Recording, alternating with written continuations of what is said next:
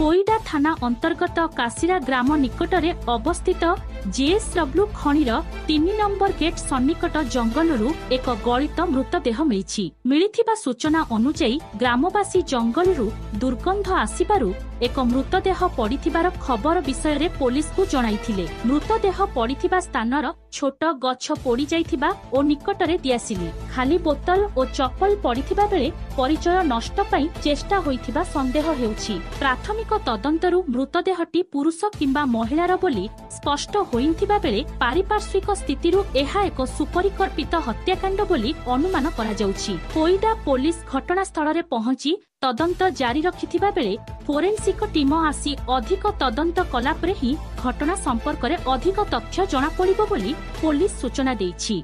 सुंदरगढ़ जिला कोईडारू बनमाली बारिकंक रिपोर्ट श्रीक्षेत्र न्यूज।